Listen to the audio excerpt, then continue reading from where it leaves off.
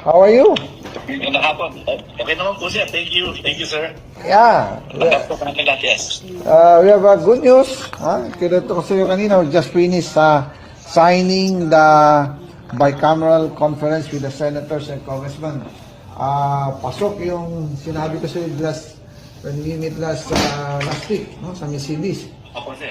Okay, naipasok lahat, additional of 8 billion. Nauna yung 8 billion sa HGAB. Now, naipasok ulit namin another 8 billion.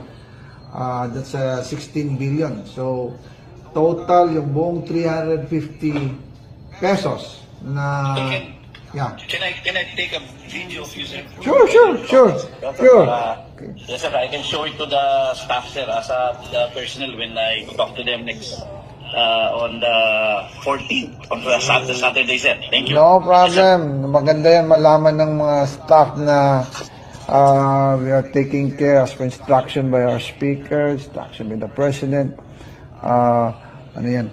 Maganda yan na malaman ikaw sa SOL.